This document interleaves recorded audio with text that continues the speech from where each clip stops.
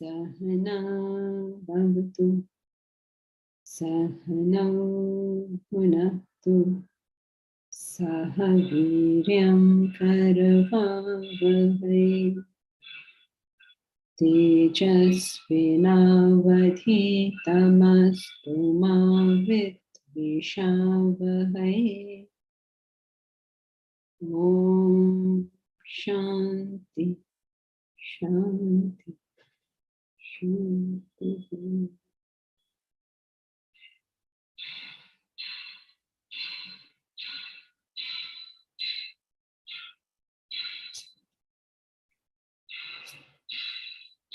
Any questions? We have been studying about, I suppose you can say, a very fundamental fact of spiritual life, which is that it is about something within. It is not about conversions. It is not about convincing other people. It is not about spreading a religion or a belief or even a philosophy. Spiritual life is about what happens within us. It is each person's individual relationship with his truth or his God or his reality, whatever you wish to call it. It is a most fundamental facet of spiritual life that for whatever it is you are looking for, the answer lies within. Whether you're wondering how to have a better relationship, whether you're wondering how to have a better career, whether you're thinking how to be more healthy, whether you're thinking what is a fact and what is not a fact, whatever you're thinking, whatever you're wanting, whatever you're desiring, the answer lies within. Now, here is a fundamental problem that when we say the answer lies within, the work lies within, we should not misunderstand it as being unaware of the world. That's not what it means. It doesn't mean you have to not do anything in the world, not like you want success, so you go to your room and you sit down and meditate and then success just dawns on you. It's not like that. So we have to understand this thing carefully. The biggest problem in philosophy is that we tend to misunderstand it more than understand it. So to look within means something specific. It means that you are willing to, what do you call it? Know your own humanness and have some degree of confidence in it. You don't need to ask somebody for answers all the time. Even if you do ask somebody for an answer, you will still have to decide whether that answer works for you or not. On one hand, you have like complete obedience to the teacher. On one hand, you have complete individuality, both recommended by the scriptures. You have to decide what you're doing. There are times where you have to have blind obedience, as it were. There are times where you have to think this thing through for yourself. You have to know the difference. To know the difference, you have a tool called the intellect, your capacity of discrimination. So looking within in its broadest way would probably be translated as you have to develop your own intellect, your own capacity of discrimination. If that is not done, then what? Everything becomes futile and useless. There are times where you require blind obedience. You have to have faith and belief in the person you're dealing with. For instance, you go to the doctor and the doctor gives you a medicine. So many people I know, they say, no, I don't think it's the right medicine. On what grounds? I don't think so. You mean you don't think so? I know a woman who actually died because of it. Means I don't know her, but Swamiji had told us, where the academy is built. One of the owners, the doctor told her, go and take a biopsy. So she said, no, I don't want a biopsy. These doctors unnecessarily give all this stuff. And 6 months later, she was dead because of cancer. So there are times where you need blind obedience. Just listen, for heaven's sake, it'll save your life. There are times where you ought not to listen. Like when Hitler told the Germans, go and kill all the Jews, then they should have said, no, thank you, I'm not doing this. So there are times where your leader, your teacher, your doctor, your architect requires your blind obedience for your own welfare. And there are times when you can't do that. Now, who will tell you the difference? That's the biggest question in life. How are you to know? Is this the time for blind obedience? Is this the time for sighted obedience? Is this the time for rejecting the advice? Who's to tell you? There's only one way, and development of your own discrimination. Because the better or worse you are at that will determine the better or worse life goes. So, in its most essential facet, spirituality is a confidence in your own humanness. As a human, you have an intellect. As a human, you're subject to errors. This is all part of being human.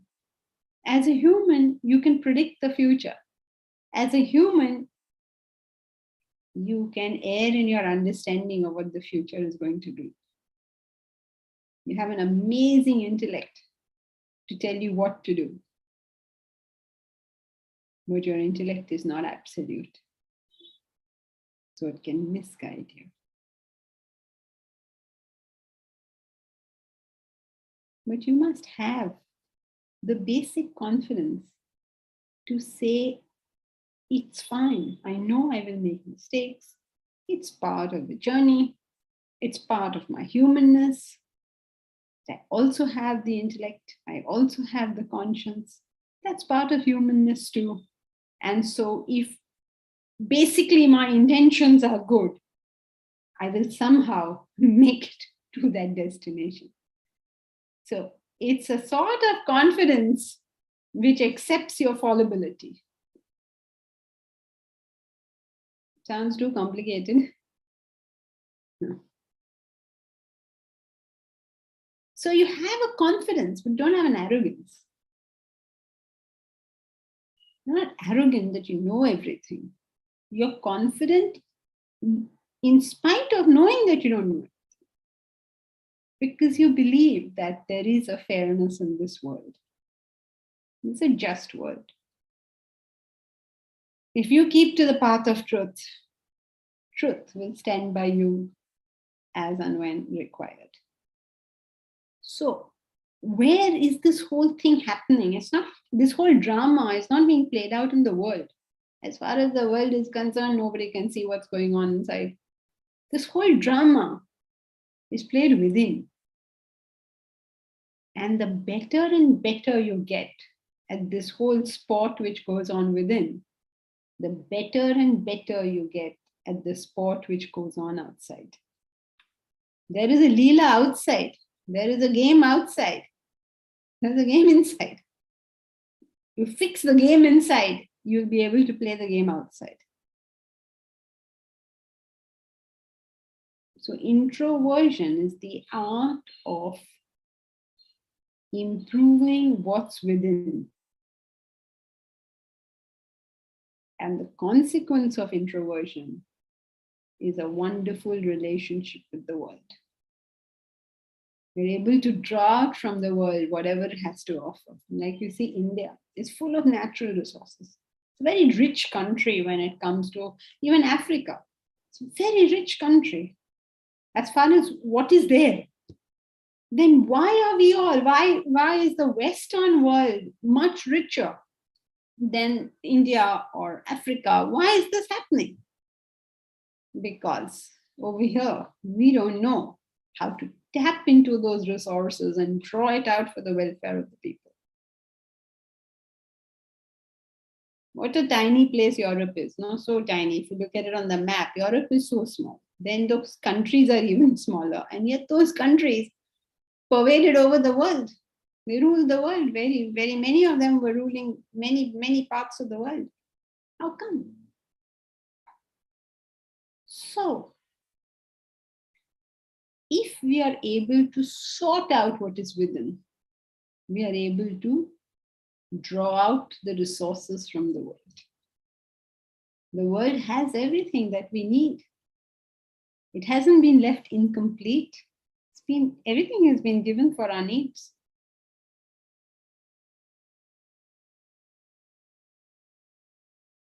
What does Wordsworth say?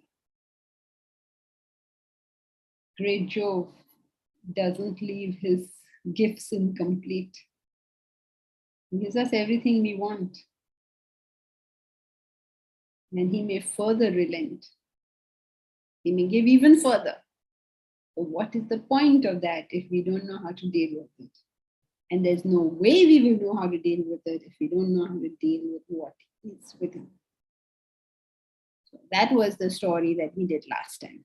The thief looked for that wealth. The wealth was there. He looked all over the place for it. But where he forgot to look was within, with himself. So everything you're looking for is with you, with yourself. You just have to draw on the resource, the ability to draw on those resources. If you were a dumb person, if genuinely you didn't have a head, nobody can put a head there. But if you have a head and you don't use that head, what can anyone do? But there is a solution, and you have that solution with you. So, how do you do this? How do you rehabilitate the internal personality? How do you do this? That is what he's calling practical exercises, which we have just started. Okay, so far so good. Is it clear? Does anyone have any question up to this point? If there's no question, then we will read further. Okay, who will read? Missy, is anyone new today? I can read, Janki. Yes, please do.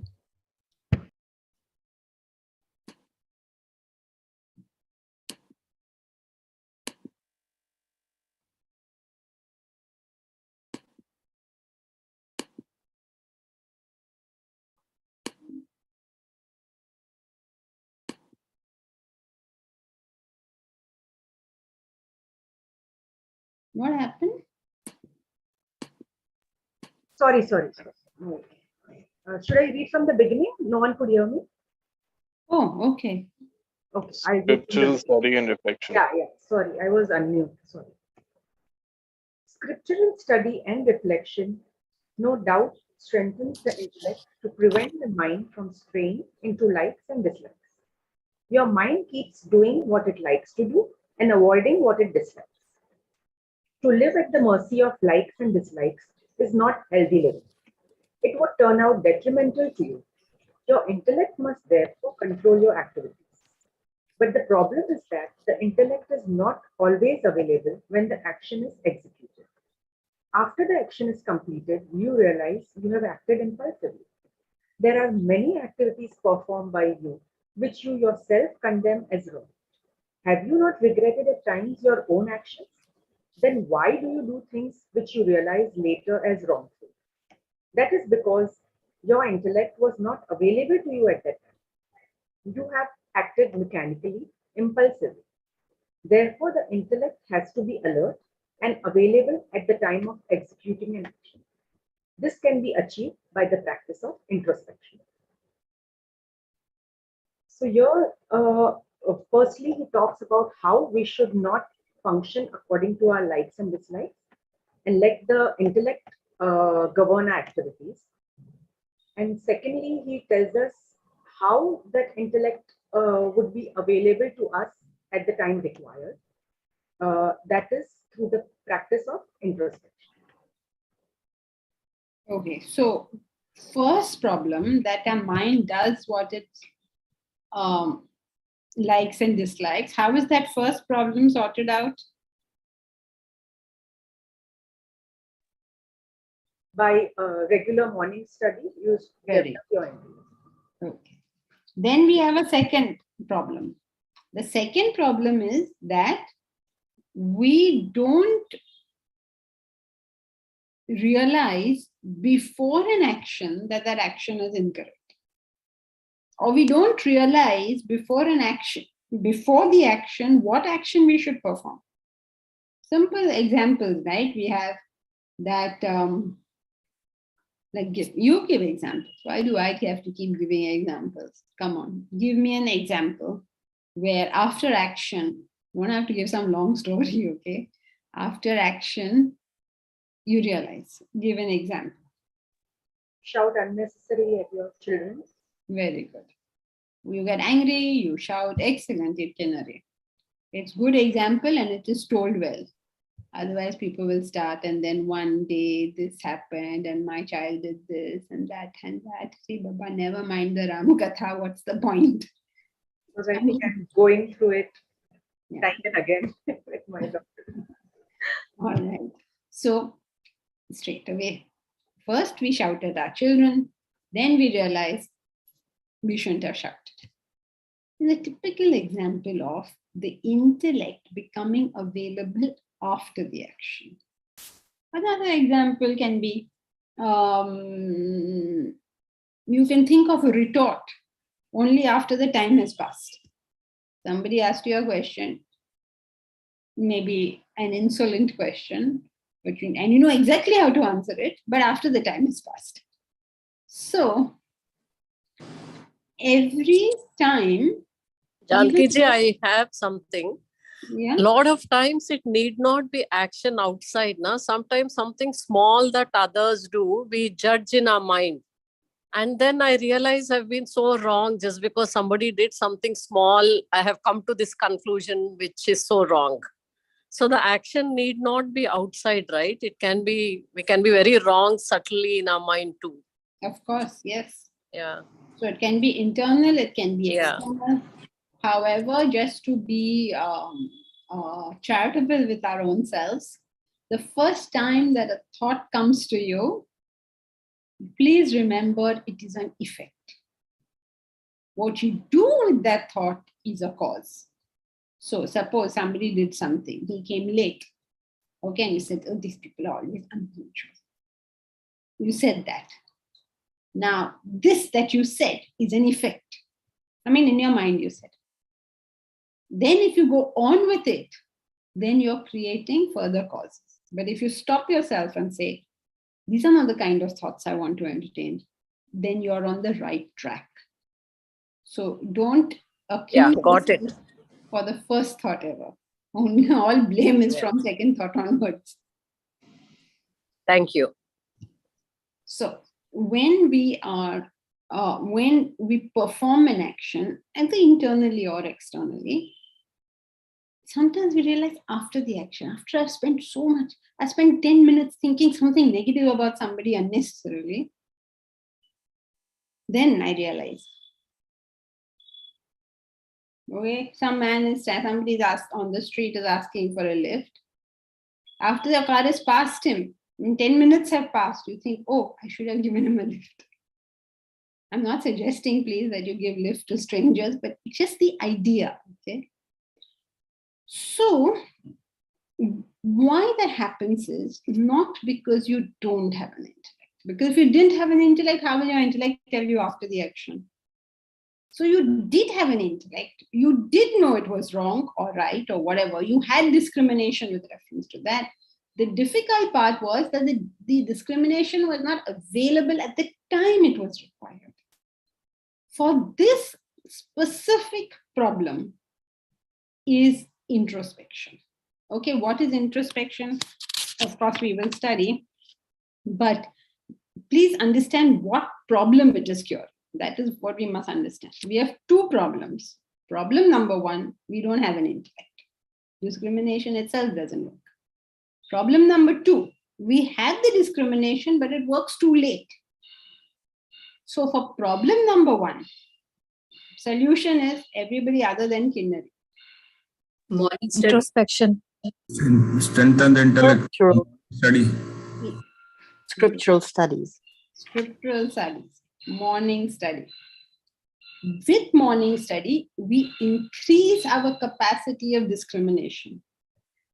Morning study is for us, oh, every time everybody just says morning study. We don't realize it is the single most important thing you will do in the day.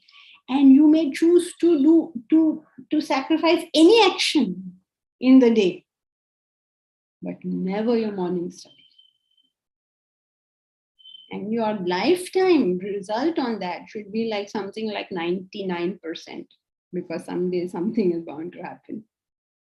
Never will you sacrifice your morning study, come hail or high weather.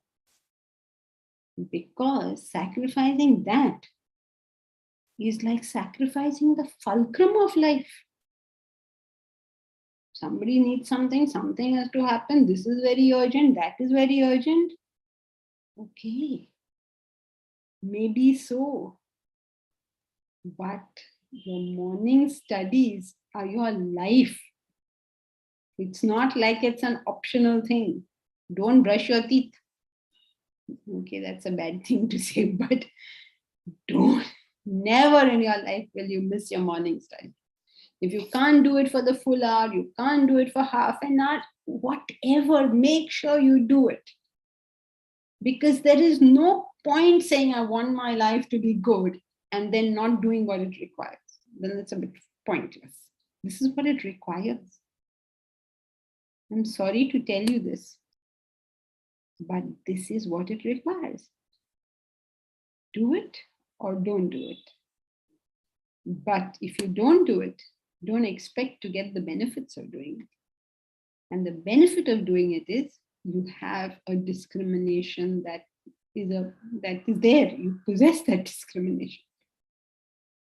You know, the first thing on life is to not have that discrimination. I don't know how many of you all have read Fall of the Human Intellect. There is a very important chapter in that called about discrimination. Intellect is discrimination, where he makes this distinction. What is health? What is ill health? If you can't tell what is health and what is ill health, how are you going to be healthy? In India, I don't know how it is in the rest of the world. I'm sure in France it's not like that. But in India, when a person has nice roly-poly, we say you're looking so healthy. The idea of fitness here is quite different from the rest of this world. So when you haven't you seen that in India, when you put on a nice lot of weight, people say, oh, you become so healthy. Very healthy? How can you be so round and healthy? On the other hand, there are people who don't eat at all. They are, what is that thing? No, anorexia nervosa. They're skinny, they can't eat. I mean, you may not reach disease level, but you can't eat because you actually believe size 0 is healthy.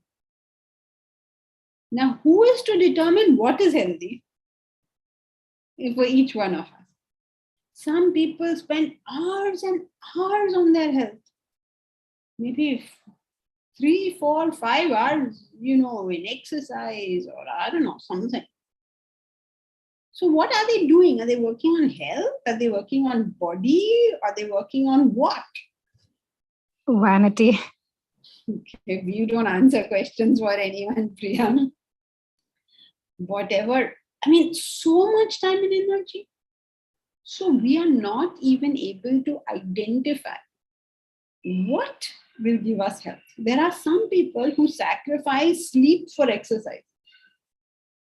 You're not going to get healthy by doing that. Sleep and exercise are equally important. Of course, and most of us sacrifice exercise for sleep. Again, you're not going to get healthy that way.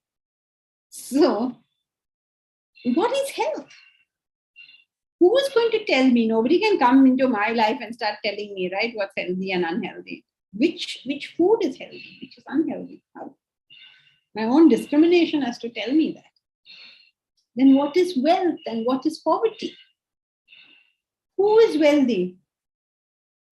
Who is poor? Is there some number? And this number tells us that we are rich. And if there is such a number, what is that number? Or is rich and poor a completely different thing?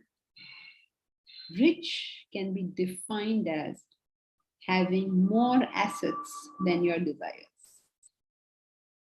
Poor is defined as having less assets than your desires. If you can't tell this, you will constantly increase your wealth, increase your desires, and thereby continue to be in poverty. It's a rare human being who says, I have enough wealth. And therefore, all of humanity is poverty-stricken. On this planet today, I don't know, maybe there'll be 10 people who feel I have enough wealth for my needs. No, I'm just making that number up. The belief in poverty, in our own heads, we experience poverty. We can't experience wealth, abundance. We can't. There's no intellect to tell us that it is, I'm already wealthy. Go on chasing it. What is love? What is attachment? We believe we love our family. It is all stinking attachment. Who will tell us whether what I'm going through right now, is it a feeling of love, which is a great thing, or is it a feeling of attachment, which is a disease, which is a horrible thing? What is knowledge? What is ignorance? If I have 3 PhDs, am I a knowledgeable person? What is knowledge? What is ignorance? And the worst of the lot. What is religion and what is irreligion? A very, very strange thing. We, as Vedanta class, have disadvantages both ways. If we claim that we are religious people, then people think, oh my God, it's a religion, don't go anywhere near it. Oh my God, all sorts of horrible things. Okay, but we are a religion. Who is denying we are a religion? Suppose we deny we are not religious. And we say, no, this is not religion. Then we're telling falsehood. Because of course it's a religion. This is religion. When people are so frightened when we call it a religion, it's because their comprehension of religion is wrong. Their comprehension of religion is going to a temple or church or mosque. Their comprehension of religion is having some ritual, some beliefs, some faith. Who is to determine what is religion and what is not religion? I think what we do is religious. What do you think? What we do is religious, right? How can this not be religion? When it's taking us to the ultimate good, the ultimate truth, how can this not be religion? This is religion. What anyone else does is, I don't know what. Can't comment on others. So,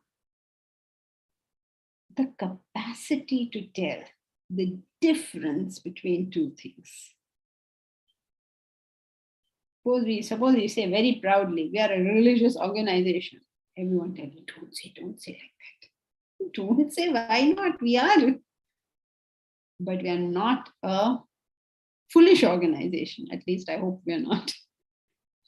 So everything depends on how the person discriminates between what it is and what it is not. So many people die and kill for what they believe is religion. How is that even? I mean, like, how does that even fit? Religion is about going within. Where does dying and killing come into the matter? Thousands and thousands of dollars are spent on establishing how my religion is better than your religion. Because it's a fundamental misunderstanding of religion. How is it possible my religion can be better than your religion? How can my truth be better than your truth? There is either truth or it's falsehood. There is no comparison between your truth and my truth. It's either true or it's false. So if religion be a pursuit of truth, then how can it possibly be that we compare it? How is that even possible? If anyone is religious, they are doing what we are doing. If they are irreligious, they are not doing this. It's quite simple if you think about it, right? Religion, where does the word religion come from? It comes from two Latin words, re-ligare. Re again, ligare to join. To join again. To join again to what? To join again to what you have originally separated from. Otherwise, why would you join again? To rejoin. So the concept is the same, right? That you have separated from something and to rejoin. So where is the comparison? It's saying exactly the same thing. So the critical thing in life is, please answer in one word so I know that you're with me. The critical thing in life is? The capacity to tell the difference, discriminate. Discrimination. Priya, you used too many words initially, but since you ended with discrimination, I'm taking it. Discrimination. That is the critical thing. Discrimination in a human being is done by the Intellect. intellect. Intellect is developed by Morning studies. Morning study. morning study. Now, do you think you have an option not to study? Is this an option in life? There's no such option. If you don't study, you will have no discrimination. If you have no discrimination, how can anything in life go right? Okay, Mukesh, why does one's intellect sparks at times before action and at times it is dull and dormant? Only realizing as mentioned after action. Why does one's intellect spark at times before action and at times it's dull and dormant? This is true for everybody, right? All our intellects are at some level, whatever level they are at.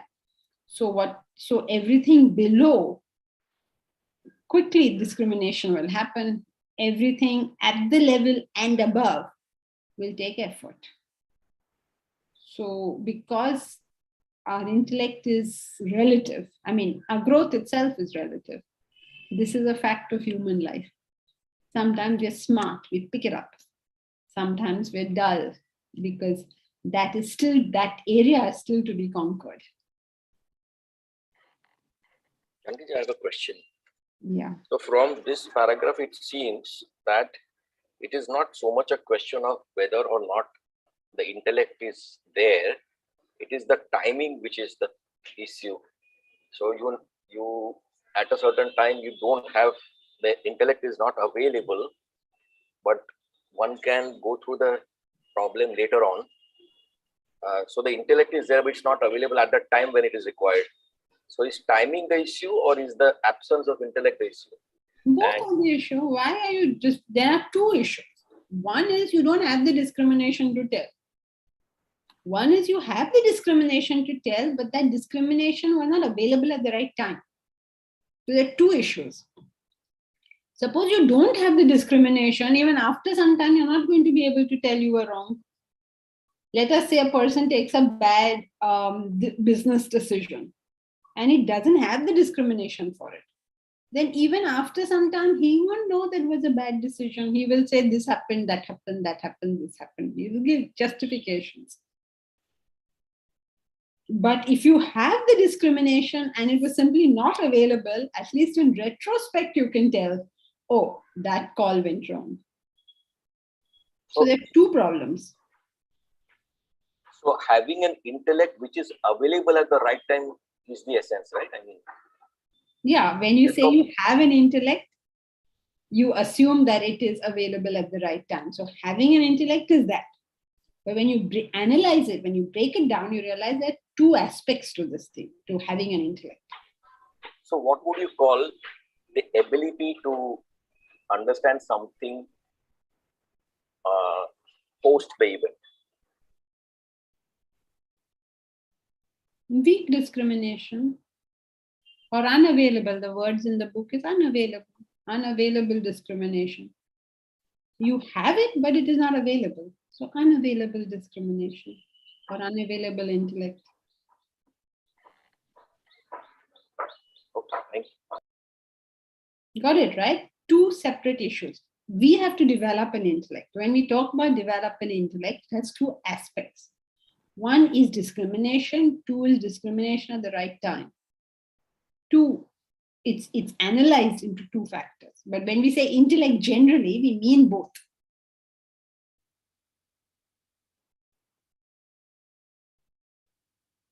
Okay, right, Omkar?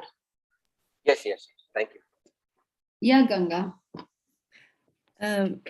It's how come we have lost our capacity to just go back to our elders who had few ingredients. They had faith, they had common sense, they had good sense, and they had a way to look back at things. And all of a sudden nowadays we have to go through yoga, we have to go through Vedanta, we have to go through all of this just to come back to some basic that our elders had very simply: humanity, good sense, and they had a natural discrimination. So what happened to, I mean, our mind to be so agitated nowadays? Well, what happens is, what happened earlier was that the world was not developed or was less developed. When the world is less developed, it is giving the mind less opportunity for expression. Now the world is developing at an extremely fast pace. Intellect is no way keeping pace. So let's say there was a small rural place where there was very small few things. There were few things to buy. There were few things to do. The people were generally contented. They went to their service every Sunday. It was quite simple life.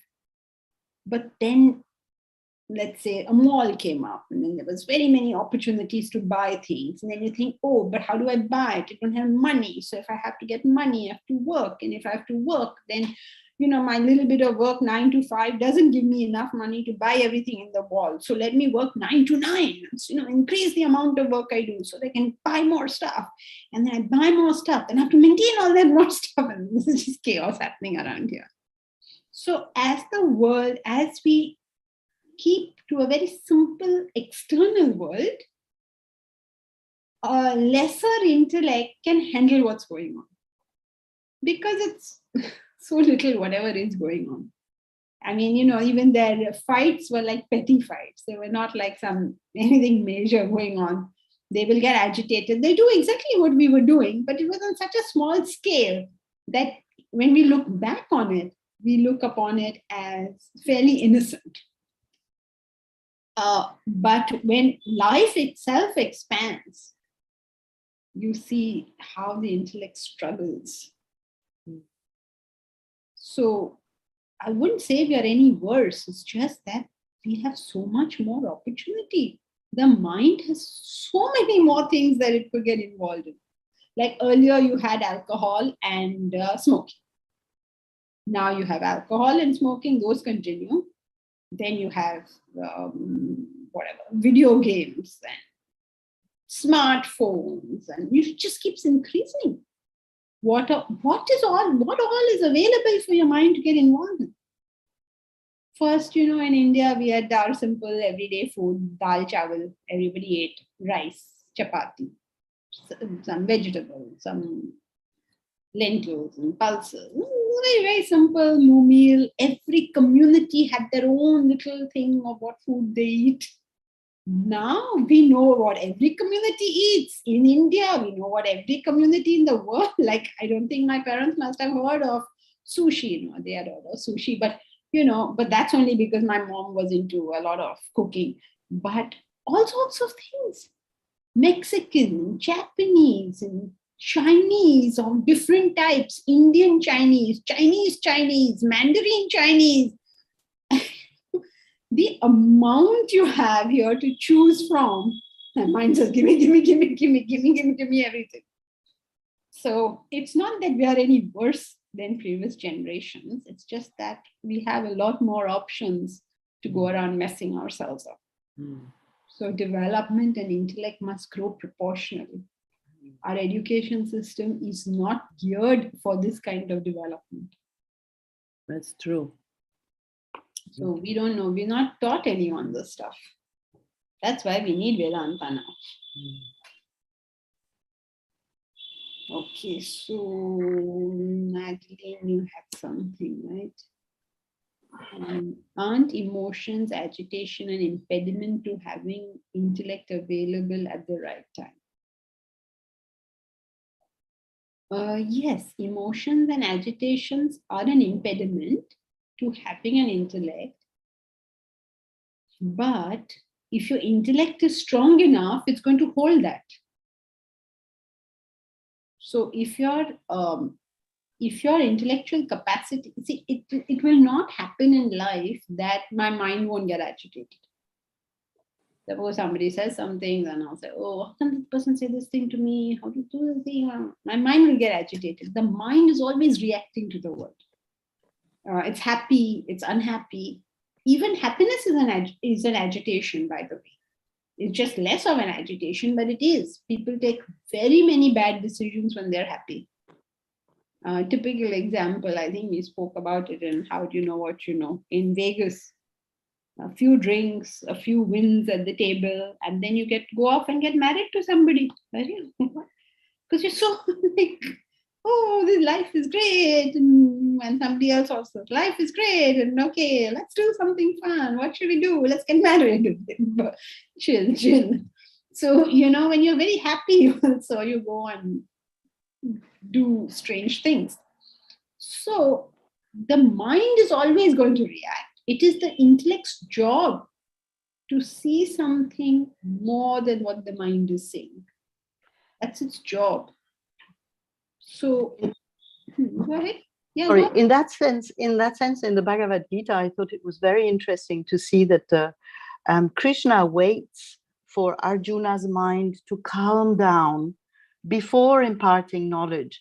And I find that most of the time when my intellect is not available at a certain point, it's because I'm just emotionally agitated by what just happened. The reaction is emotional.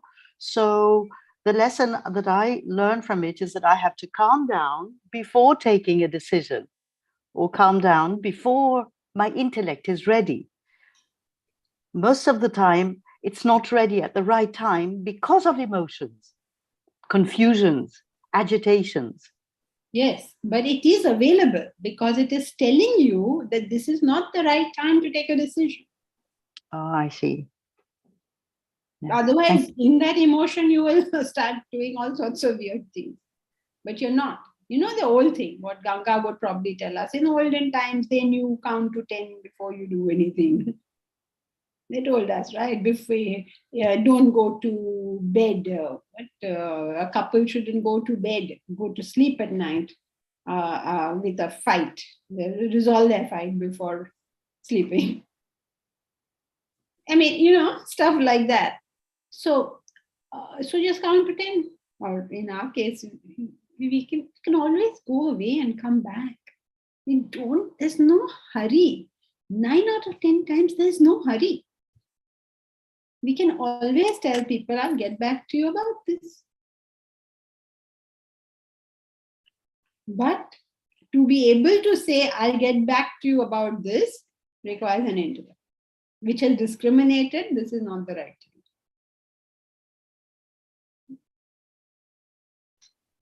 Janki ji, this is Kalyan. So, why is morning study so difficult to cultivate and be consistent at?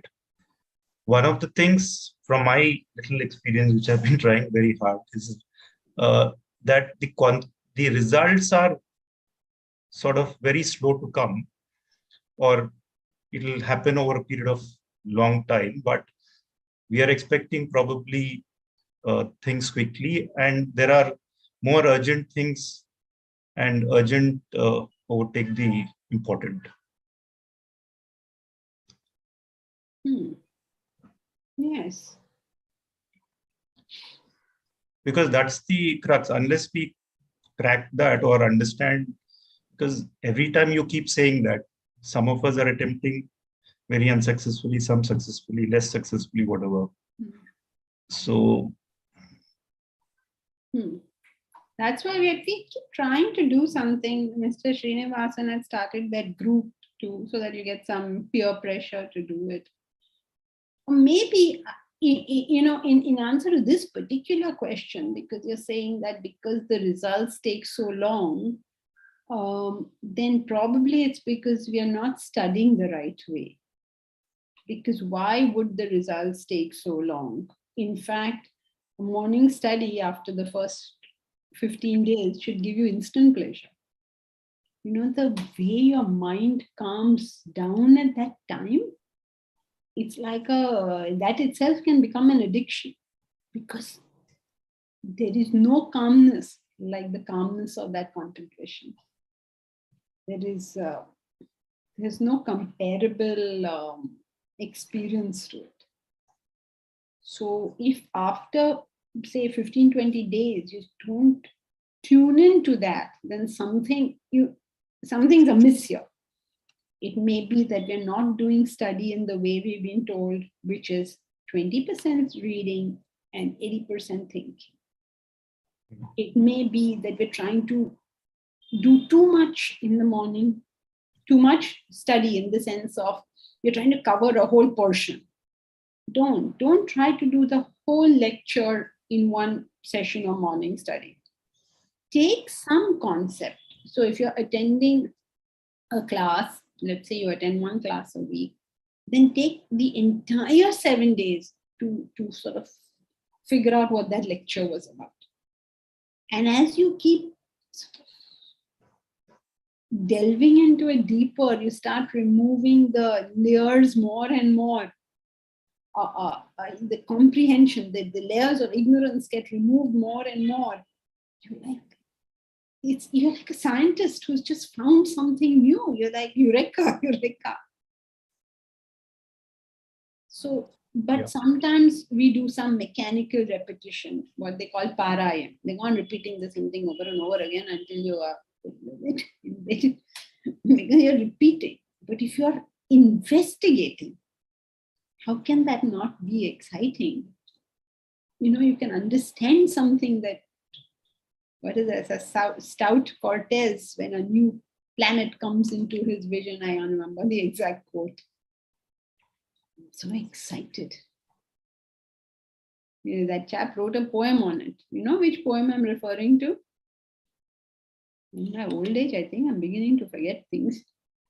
When Stout Cortez, you remember, is anyone familiar with English literature? Wrote a poem. When he first read Chaucer, he was so excited. They compared it to, which is that poem? Is anyone familiar with it? Can anyone look it up? Beautiful poem it is. I remember Stout Cortez, when a new planet swims into his skin. Not perfect quotes, but around that. I don't know, anything to check. I don't know how to use this thing. Can I check on Google on this thing? I find Google here. What are the exact words? Stout Cortez, when a new, it's somewhere in the middle. Stout Cortez, when a new. How do you spell that? Sorry? Cortez. Cortez. Stout, as in fact.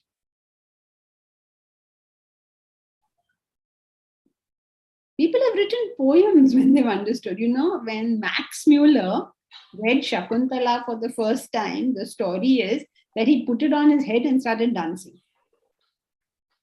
You'll also feel like that. You feel like dancing. My God, I got this finally. Especially if you got it after struggle.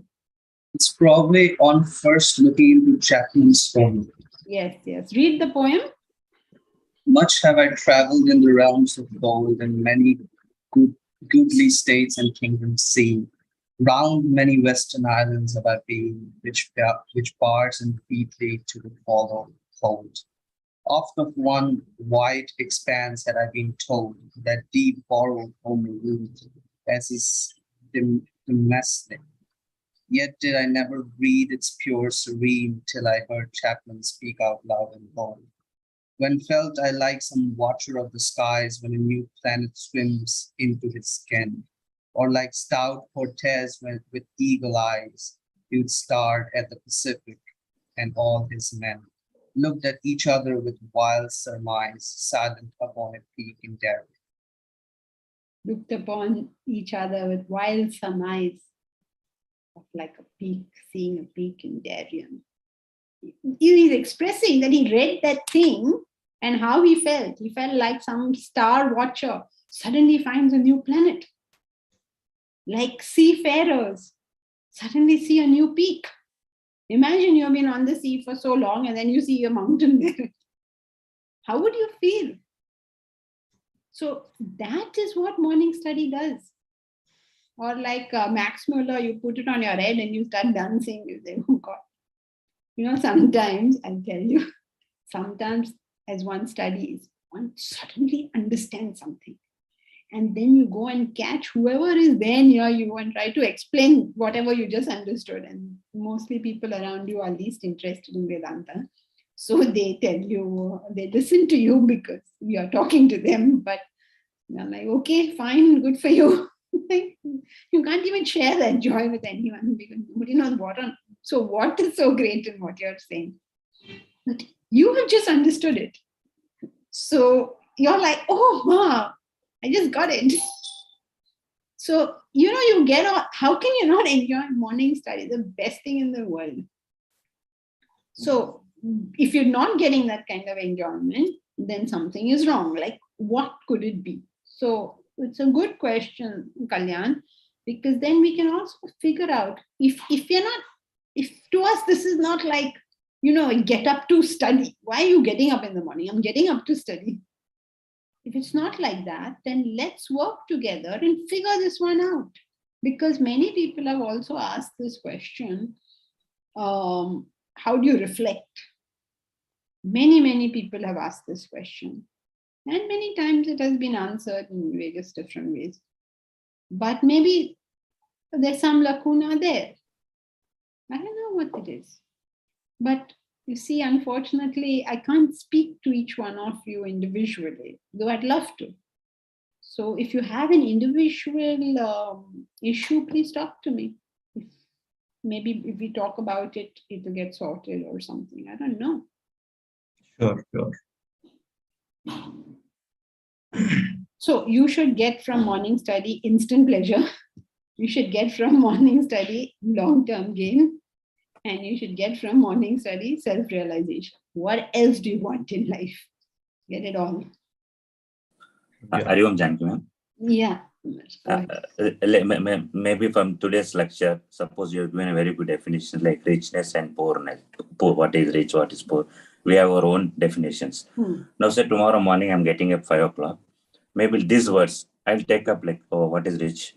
Whether really I am rich or whether my assets are more. I have to reflect like that. You have to reflect. It is preferable that you don't bring yourself into the reflection. Okay. Say, instead of saying, I am rich or poor, say a person who has X, Y, or Z. Is he rich or poor?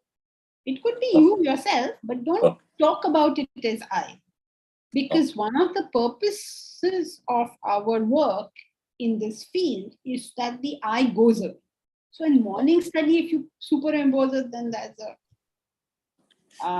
you're sort of encouraging the wrong thing. So, like, let me take the third person. This is reflection. Then what is contemplation then? Contemplation is the same thing, but more intense and on a higher platform. You start contemplating on the 3 states of consciousness, for instance. So it's about more subtle ideas. Okay, so to start with, we can reflect, and slowly it may develop into the contemplation. Yeah. Fine. So technically speaking, gross intellect reflects, subtle intellect contemplates. Okay. Thank you, ma'am. All right. So today what we studied is that the intellect has got 2 types of issues. One is an undeveloped discrimination. The intellect is not developed. It cannot tell. The second issue is it can tell, but it tells too late. So for the first issue, we can solve it by morning study. And the second issue, we solve it by introspection. Morning study will take up maximum time because if you develop discrimination, and frankly, if you develop it enough, it will always be available. But today, as we stand right now, since it is not developed, at least let us use what we have. So for that is introspection. So 2 have separate things. One happens in the morning between 4 to 6 or whatever time you get up, please do it first.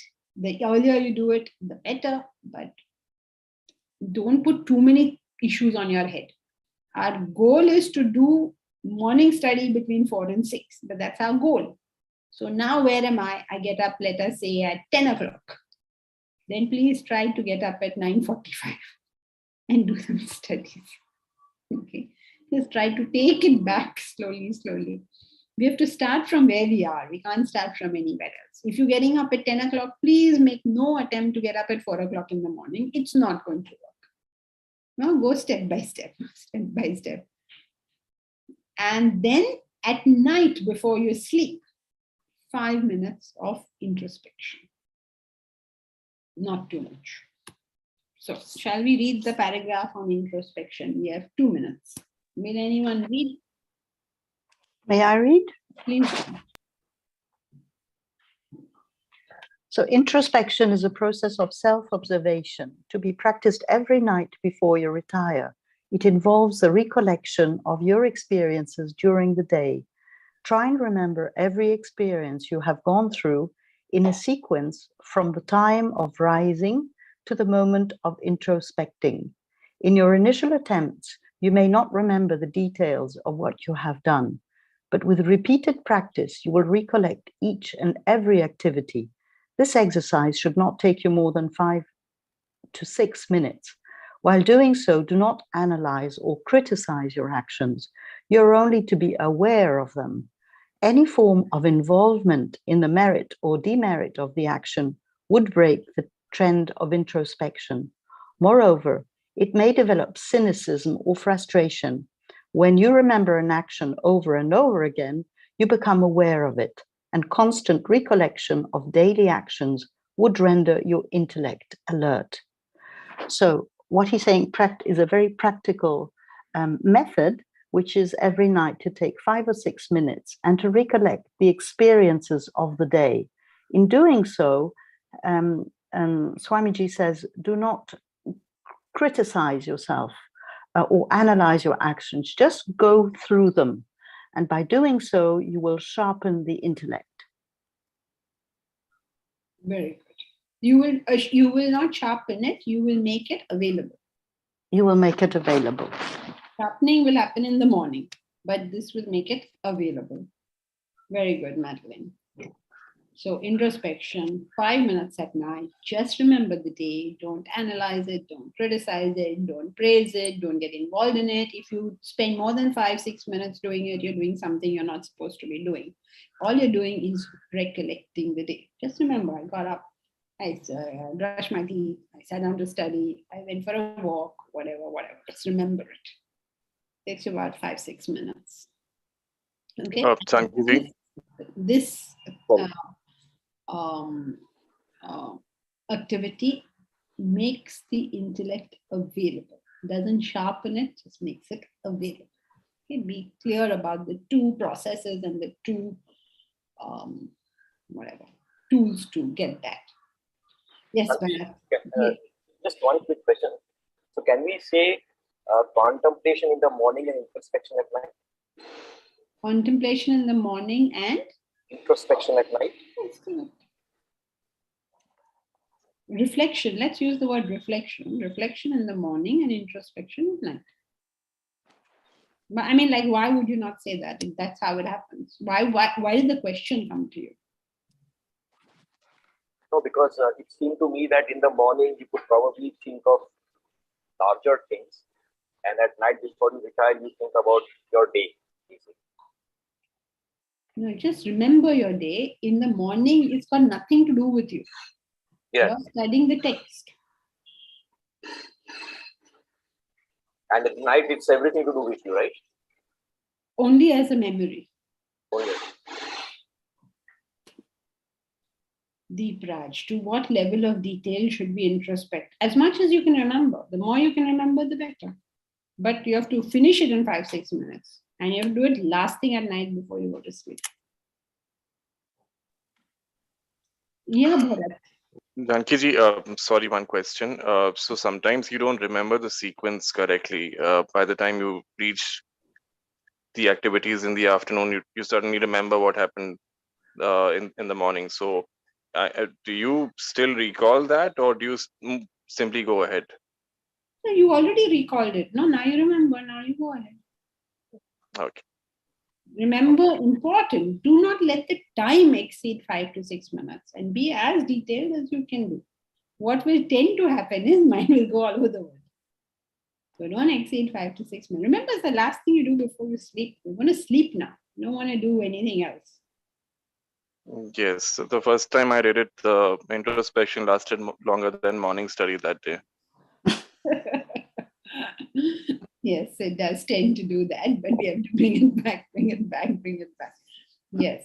So I'm glad you shared that because, we all struggle on the path, and if we share our struggles, we will know it's part of our humanness. Please, everybody, none of us are perfect. We're all struggling with it, and let's just struggle and we will reach somewhere.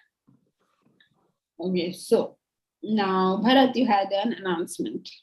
Yes, Hari Om everyone. No class tomorrow morning, no Bhagavad Gita class. We all meet for Swamiji's annual Guru Purnima talk in the evening. The watch link has been shared on the groups. We